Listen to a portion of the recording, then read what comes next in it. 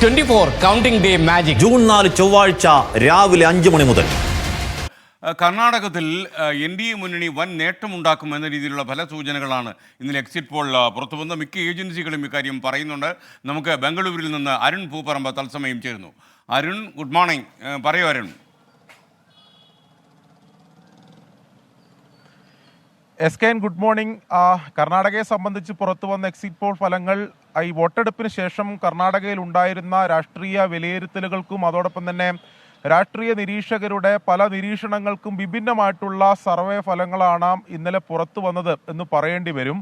അതിൽ 2019 BJPയുടെ മേധാവിത്വം അവർ തുടരും എന്നതാണ് ഏറെക്കുറെ എല്ലാ എക്സിറ്റ് പോൾ ഫലങ്ങളും പറഞ്ഞിട്ടുള്ളത്. അതിൽ ABP സി വോട്ടറും India today axis my survey ഒക്കെ 25 സീറ്റുകളിലേക്ക് എത്തും എന്ന രീതിയിൽ അവർ എക്സിറ്റ് പോൾ ഫലങ്ങൾ അങ്ങനെയായിരുന്നു പുറത്തു വന്നത്. അങ്ങനെയാണെങ്കിൽ 2019 ആ മേധാവിത്വം അവർ തുടരും എന്ന രീതിയിലാണ് ഈ സർവേ ഫലങ്ങൾ ഉള്ളത്.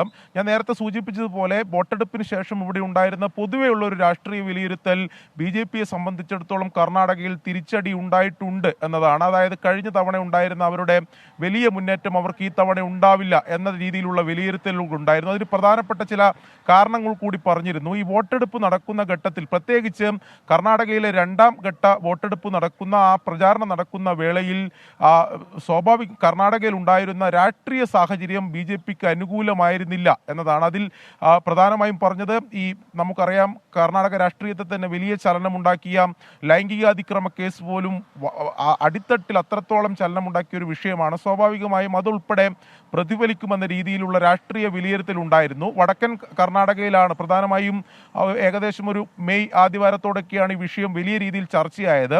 അതിനുശേഷം നടന്ന വടക്കൻ കർണാടകയിലെ തെരഞ്ഞെടുപ്പിൽ കഴിഞ്ഞ തവണ അവർ 14 മണ്ഡലങ്ങളും തൂത്തുവാരിയതാണ്. BJPയുടെ ശക്തി കേന്ദ്രങ്ങളാണ്. സാമുദായിക തലത്തിൽ പോലും വോട്ടുകൾ BJPക്ക് കേന്ദ്രീകരിച്ച് ചെയ്യപ്പെടുന്ന സ്ഥലമാണ്. അവിടെ BJPക്ക് തിരിച്ചടി ഉണ്ടാകും എന്ന രീതിയിലുള്ള വിലയിരുത്തലുകൾ കോൺഗ്രസ് ക്യാമ്പിനും വലിയ പ്രതീക്ഷയുണ്ടായിരുന്നു. പ്രത്യേകിച്ച് ഗ്രൗണ്ട് ലെവലിൽ സ്ത്രീകളുടെ ഉൾപ്പെടെ വോട്ടുകൾ വലിയൊരു ഷിഫ്റ്റ് ഉണ്ടാകും എന്ന തരത്തിലുള്ള വിലയിരുത്തലുകൾ ഉൾപ്പെടെ ഉണ്ടായിരുന്നു. കോൺഗ്രസ് ക്യാമ്പുകൾ ആ ആത്മവിശ്വാസമാണ് അവസാന ലാപ്പ് വരെ പങ്കുവെക്കുകയും ചെയ്തത്. മറ്റൊന്ന്, കഴിഞ്ഞ നിയമസഭാ തെരഞ്ഞെടുപ്പ് മുതൽ കർണാടകയിൽ ഉണ്ടായ ഈ സാമുദായിക വോട്ട് പാറ്റേണിലെ ഒരു ഷിഫ്റ്റിംഗ് ആണ്. പ്രത്യേകിച്ച് ഈ ലിംഗായത്ത് സമുദായത്തിൽ കഴിഞ്ഞ തവണ അവർക്ക് കോൺഗ്രസിന് വലിയ പിന്തുണയുണ്ടായിരുന്നു. അതോടൊപ്പം ഓൾഡ് മൈസൂരു മേഖലയിൽ JDS ലഭിച്ചുകൊണ്ടിരിക്കുന്ന ന്യൂനപക്ഷ വോട്ടുകൾ, അങ്ങനെ സാമുദായിക വോട്ടിൽ പോലും ഉണ്ടായ ഷിഫ്റ്റിംഗ് ഉൾപ്പെടെ കോൺഗ്രസിന് വലിയ ആത്മവിശ്വാസം ഉണ്ടായിരുന്നു. അപ്പോഴും BJP പ്രകടിപ്പിച്ചത് അവരുടെ ശക്തി കേന്ദ്രങ്ങൾ, കോട്ടകൾ തകർക്കാൻ ഈ വിവാദങ്ങൾക്ക് പ്രതിഫലിക്കാൻ സാധിച്ചിട്ടില്ല എന്ന പ്രതീക്ഷ BJP പങ്കുവെക്കുന്നു. ആ പ്രതീക്ഷയ്ക്ക് ശക്തി പകരുന്നതാണ് ഇന്നലെ പുറത്തു വന്ന എക്സിറ്റ് പോൾ ഫലങ്ങളും. SKN.